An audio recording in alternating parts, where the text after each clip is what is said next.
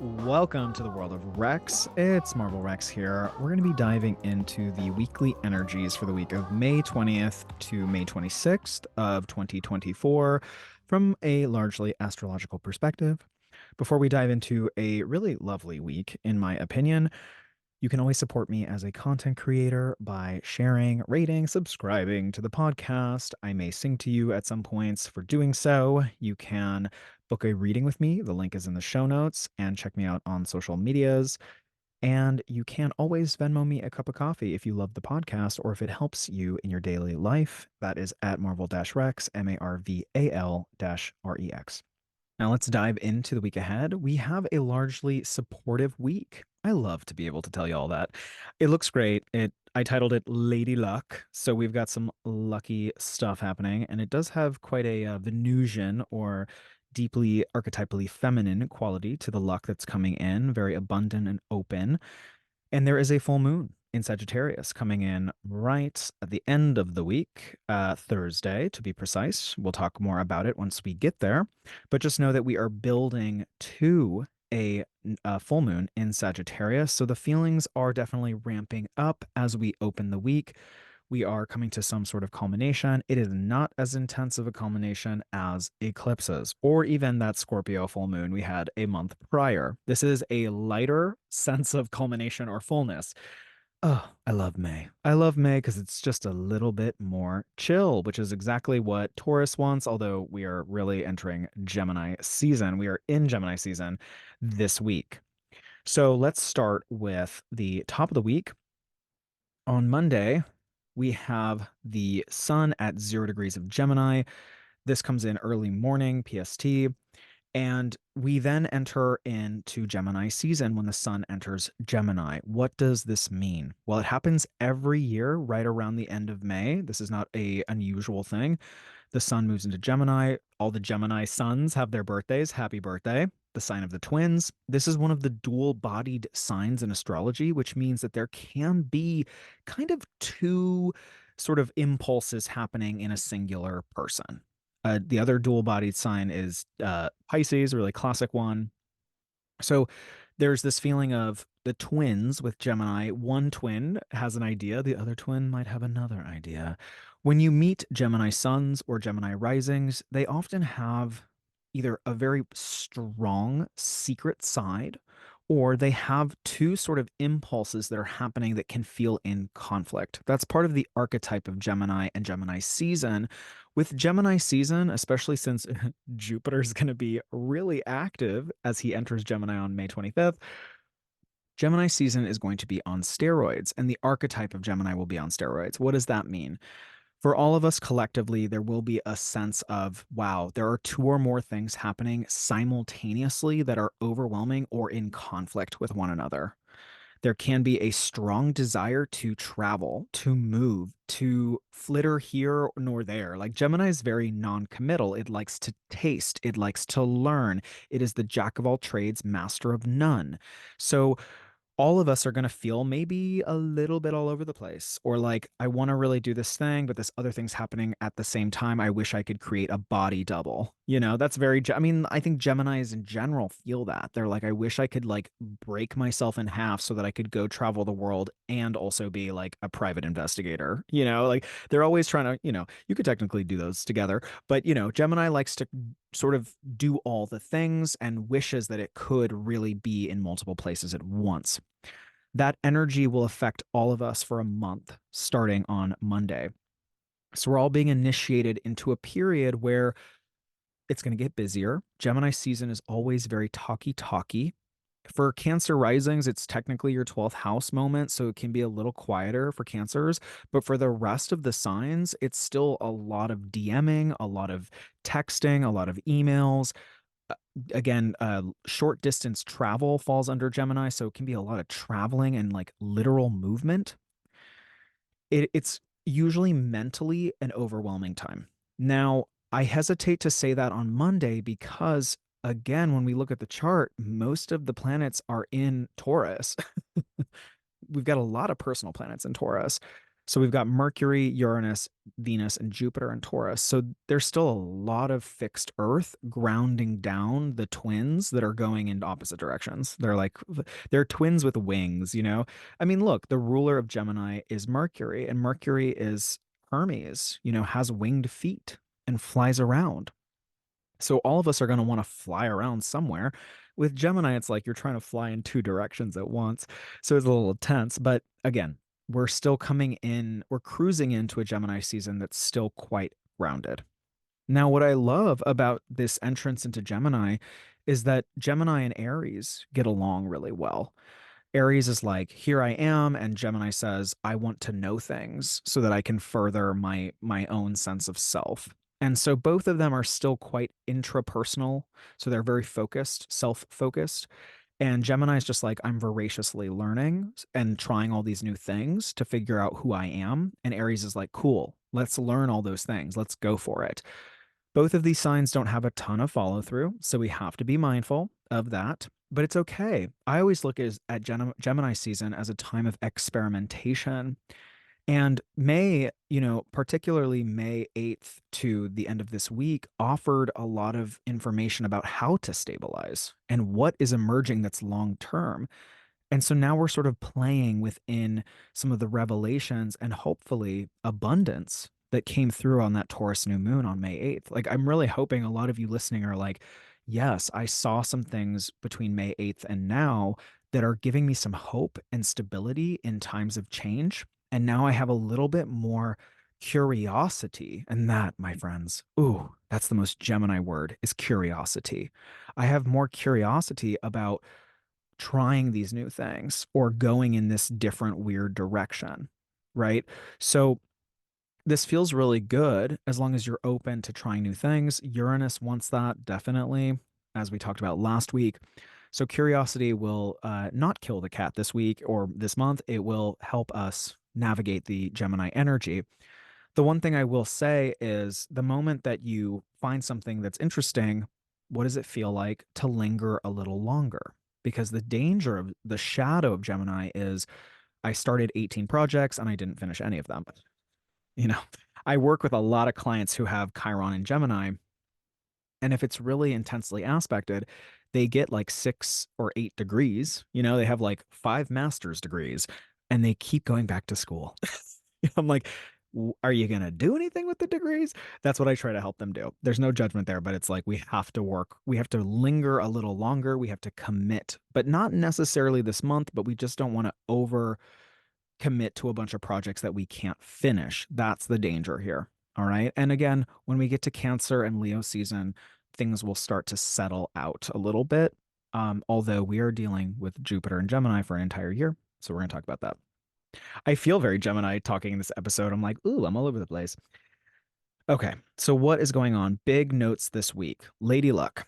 We have a big transition from the Sun and Jupiter are entering Gemini this week. So we have two big planetary ingresses. We call it an ingress when a planet moves from one constellation to another. This does make a tone shift, especially because the Sun and Jupiter, if you know your astronomy, are very big planets. Big. The sun is technically a star, but anyway, um, they're big. They hold a lot of sway, and they're moving into the sign of the twins. Now, that doesn't really perfect for both of them. Well, the sun is on May 20th, Jupiter's on May 25th. You want to mark both of those dates and then see how you feel on Sunday the 26th, right? Sunday the 26th will be a really good moment to taste the Gemini energy and be like, does it feel really full on? Do I feel really busy all of a sudden? Am I more social? Because Gemini is a very social sign. Am I talking a lot more? Am I interested in a new field of study? Do I want to travel somewhere? Am I getting ready to travel? Am I getting ready to move in some way? My partner has moon in Gemini, and as this is happening, Jupiter is going to roll in on her sun, and the sun is going to roll in on, or on her moon, rather. Her moon's in Gemini. The Jupiter and the sun are going to roll in on her moon, and the moon rules home. And it's like she's getting ready to make some big changes in the home. So it's like right on time. Gemini's like, it's time to move. It's time to make some choices. Again, it's usually about tasting a variety of choices before finalizing or executing. But again, we're being curious. That's what we're doing. We're being very, very curious. So that happens. The 20th is the sun's movement into Gemini, highlighting 30 days of being curious, tasting things, and being open to learning. That's a really big key part of it is being open to learning and trying new things. And then Jupiter on the 25th. But before that, there's one really juicy, interesting, sexy, important thing that happens before Jupiter splashes into the sign of the twins. And that is on Thursday, May 23rd, we have Jupiter and Venus coming together. And this is in Venus's domicile in Taurus at the final degree, the 29th degree. There are 30 degrees in each sign. This is called the critical or anaretic degree of Taurus. Say what? I was like, what? This is so cool. Okay. This is why I named this week Lady Luck. And this is actually what I'm really focusing on. Like, no offense to my Geminis. I love you guys. I love Geminis. But like, I'm really interested in this. This is very juicy to me because the sun always moves into Gemini during this time. And Jupiter into Gemini, I'm like, it's too early to see what's going to happen there. But May 23rd, Thursday, Jupiter and Venus conjoin at the final critical degree of Taurus. This is Lady Luck. This is a beautiful, auspicious day. If you go on astrology TikTok or astrology X or whatever, a lot of pop culture astrologers will be like, this is the best day of the year. This is so good. It is a really great day.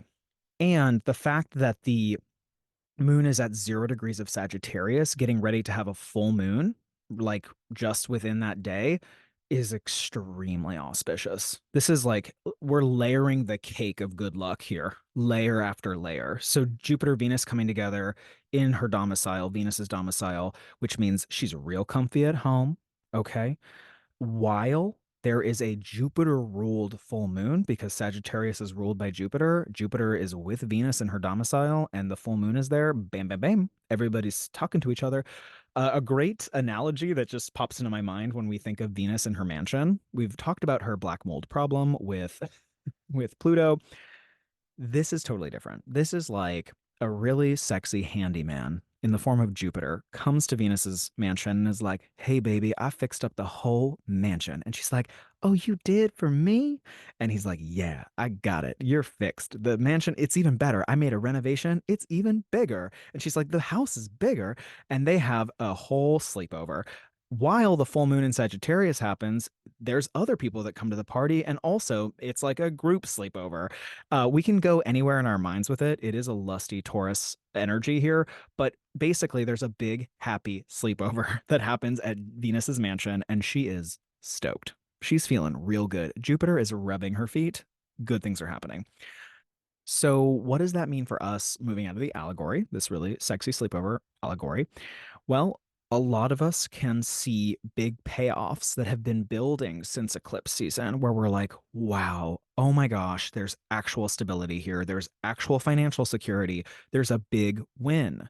There's a big win, and it's going to allow me, Sagittarius, to expand, maybe travel. A lot of people are going to be like, cool, now I can go on a vacation. Sagittarius. Sagittarius is foreign lands and travel by plane.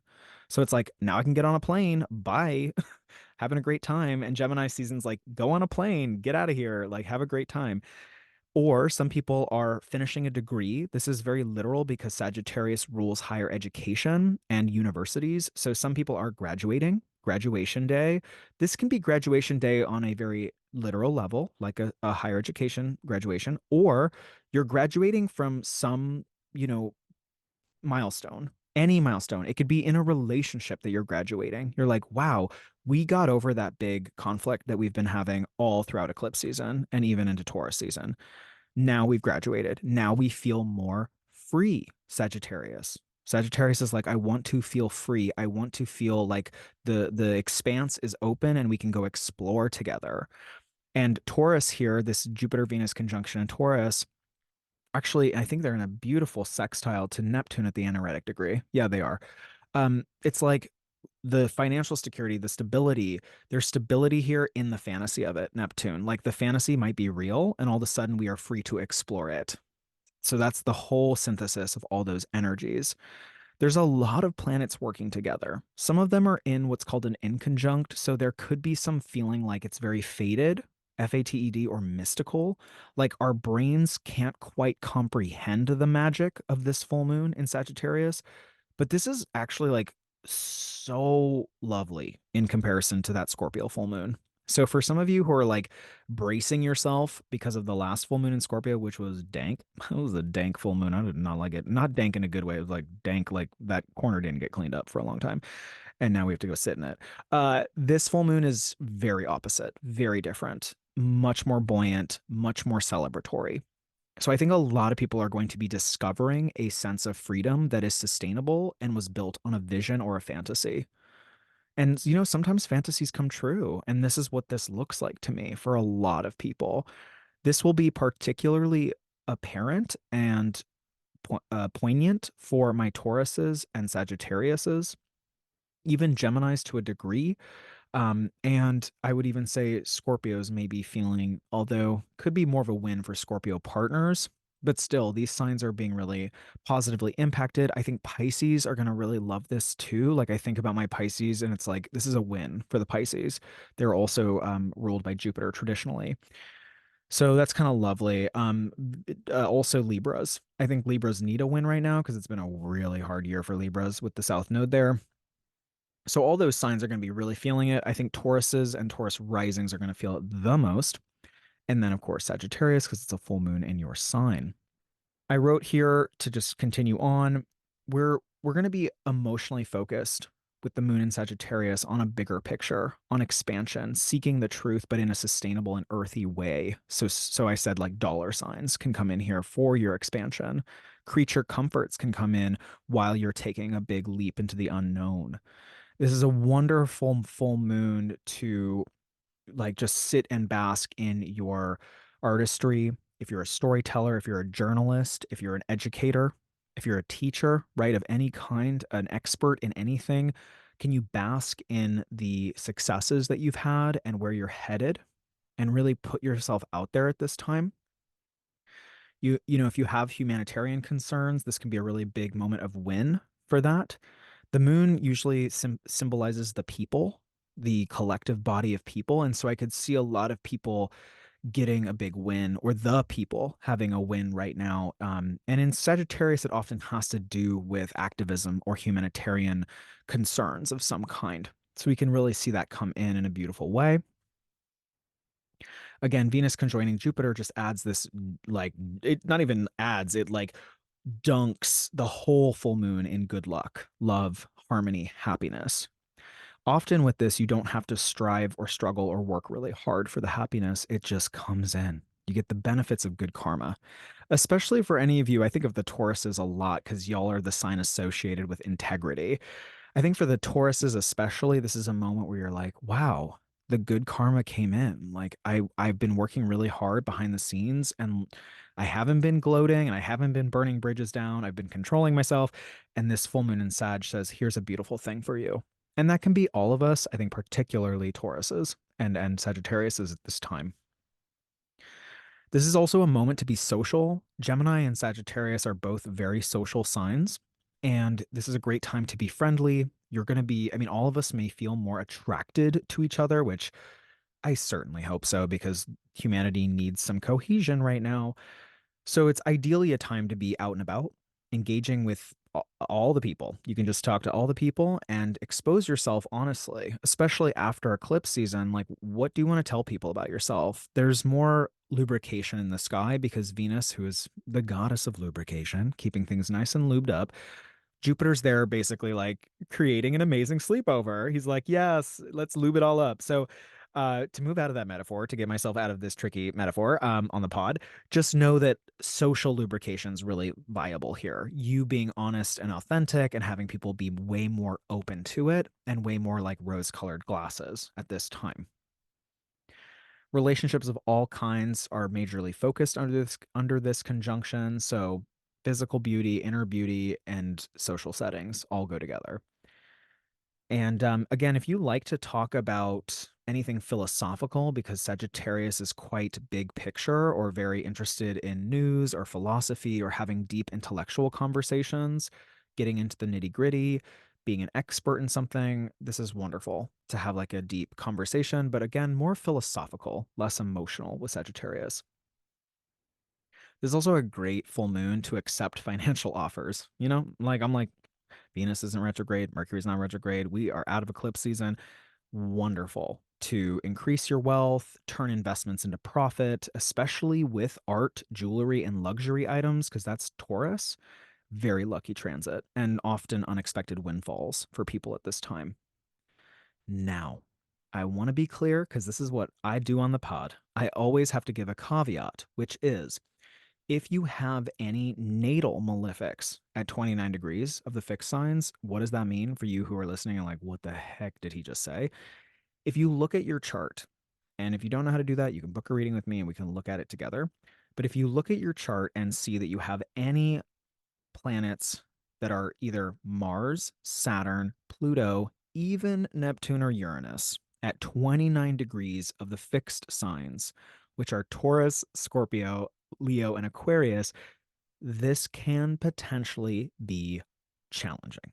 So even though it's supposed to be an awesome new moon and I just waxed a full moon and I waxed poetic about it, this can be like there is a windfall or there is some really great opportunity, but you have to make a major adjustment to receive it.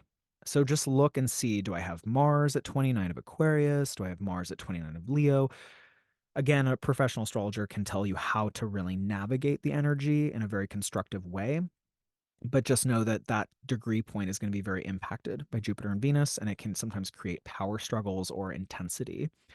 Also, if you have any um, malefics, Mars, Saturn, Pluto, even Neptune or Uranus at 29 degrees of Sag, Virgo, Gemini, this can also be hard because of Neptune. So I just wanted to like put that out there. Like you need to look at your individual chart. It is really quite individualized in that way. So speaking of Neptune, because I brought him up as a potential malefic, he is the god of illusions, delusions, fantasy, spirituality, the numinous. He is there, yes, at the final degree of Pisces. So we have three planets on this day on let's see, where are we at? It is Venus conjunct Jupiter happens on Thursday, May 23rd. So on May 23rd, we have three planets at an anaretic degree. Now, Neptune's actually hanging out at 29 degrees of Pisces for a while because Neptune takes his goddamn time to move through any sign. He's been in Pisces since 2012. He's really trying to finish up a storyline. Neptune's trying to finish up a storyline around our spirituality, our illusions, our delusions, our fantasies. It's not all negative with Neptune. In fact, it's not negative per se. It's just about where we have fantasies and some of which are real and some of which are never going to be real. And so we're getting a taste in 2024 because anytime a planet is at the final degree, it's trying to finish up a storyline. Neptune's trying really hard to finish up a storyline that started in 2012. For some of us, it won't be super apparent, but Pisces risings and Pisces suns, it will be more apparent. And even the other mutable signs, Virgo, Gemini, and Sag, you might want to think back what was going on in 2012. We're getting a taste this year, starting right around May, all the way through September, of a final fantasy that's either coming true or we're letting go of a fantasy that we know is no longer aiding our journey. It's very spiritual. It's very numinous, kind of hard to pin down. It's artistic in some ways, but you want to ask yourself this week, and actually from May, we're already almost out of May, but May, June, July, August, September, what dream feels like it's close to coming true? And then what fantasy do I have that serves me? But what are ones that maybe if I really sit with that fantasy, it actually might not serve me? And just having some moments where we can touch in and find some truth. The beauty of a Sagittarius moon is that it can really find truth. That's the whole like hero's journey of a Sagittarius is like what is true. And this can be a moment where we really are, just critically looking at our fantasies and asking which ones serve us, which ones don't. There is a really powerful process when it comes to delusions because delusional thinking can be really powerful if it is, helping you move towards something you really desire. So, what is an example of that? Well, someone who grows up and is like, I want to be an NBA player. And let's say that they're, 5'6". And it's like, that's going to be a little small for an NBA player. But the delusion makes them work really, really, really hard. and they end up playing college basketball and they do really well, all things considered. And then they meet the love of their life at like a rec basketball game when they're in after they've graduated college and they're happily married, but it came through basketball, right? And they stuck with the delusion. Maybe they're not part of the NBA, but it helped them like achieve a huge life, moment, which was to find their partner. So delusion can be really powerful. Of course, until the sobering moment, and then that's a test for how we navigate it.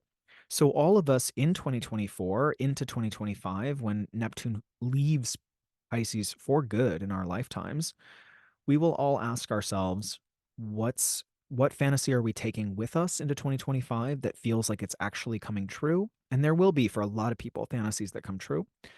And what is an illusion or a delusion that well, okay, had to let that go. That's not happening. That's not happening. It's okay. Or it really isn't happening the way I thought it was. And that's very common in life. So we just want to sit with over the summer just checking in, doing a like a fantasy audit. These are my fantasies. Which ones actually serve me? Which ones maybe don't serve me? And again, the shadow side of Neptune is self-undoing and addiction. So we want to be really careful there around where we're being delusional about our own behavior. Now, on Saturday, May 25th, early morning Pacific Standard Time, so late afternoon, well, more like afternoon for the East Coast, we have the first trine to Pluto from Venus. Ding ding ding, we have a trine. So we like a trine to Pluto for the most part. I mean, any aspect to Pluto's a little intense, so we want to frame like Saturday is going to be a little intense, but it's not a square to Pluto. So we did just have Mercury square Pluto, right? But Venus trining Pluto, this is generally helpful. And it helps us transform in an abundant way. A trine is the nature of Jupiter. So this is Venus actually now in Gemini. So she left the final degree of Taurus, and on Saturday, May 25th, she creates a 120-degree angle with Pluto at 2 degrees of Aquarius, air sign to air sign.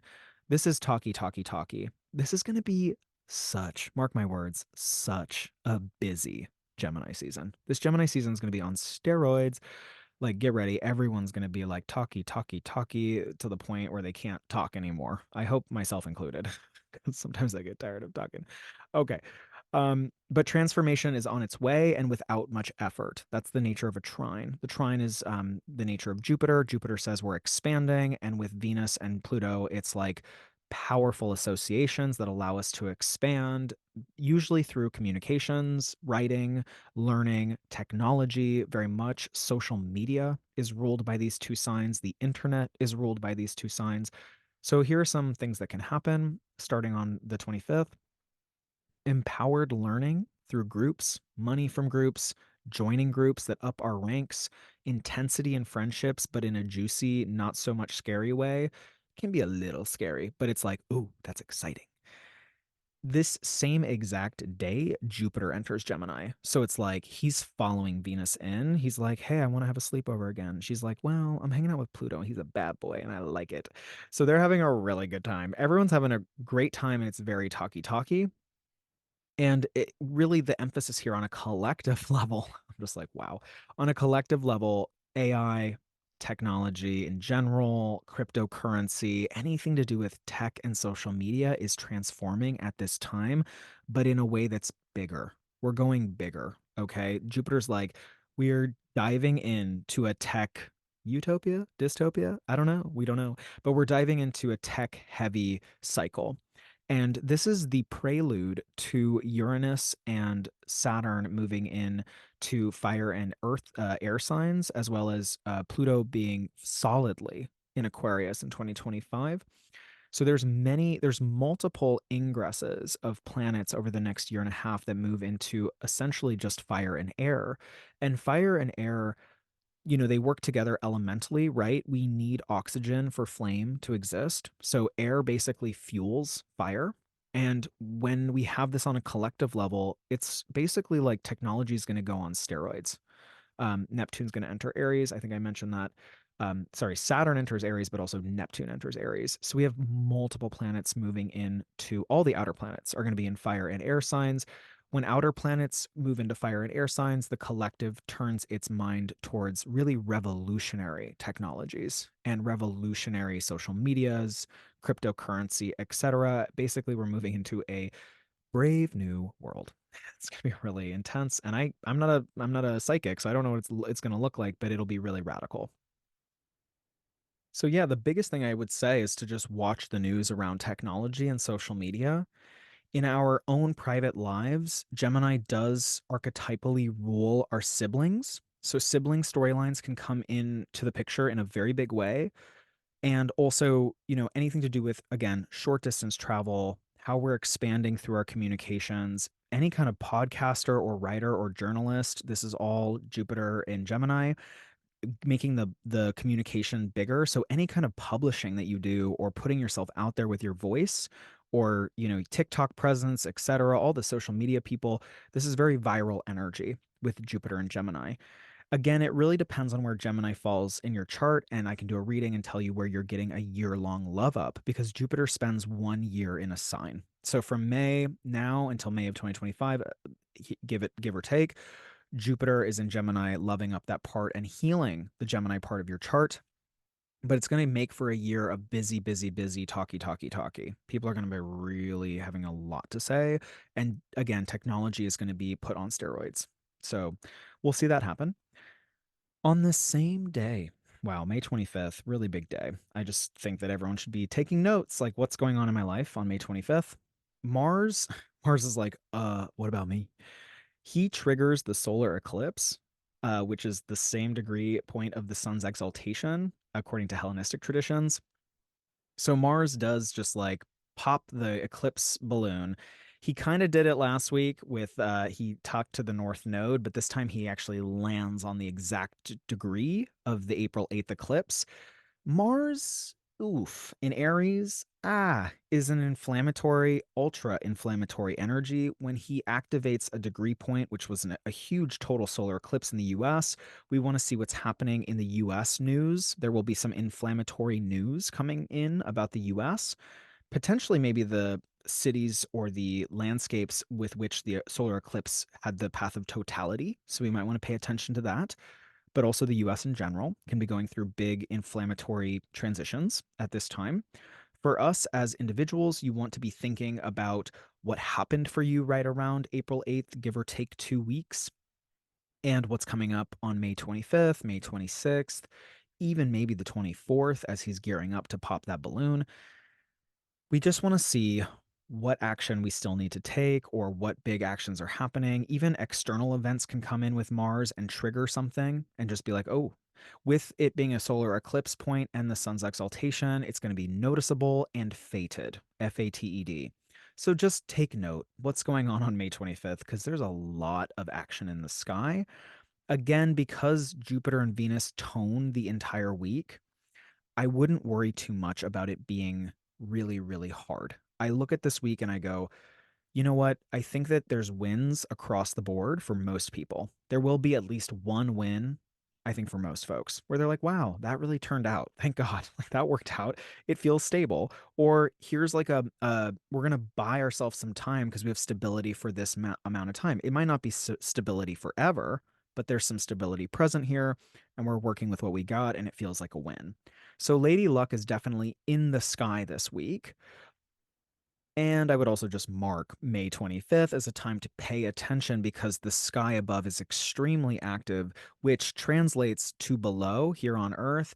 We will have a lot of active energy. There will be a lot of movement and decisions being made, maybe right around the weekend. So pay attention to that period of time.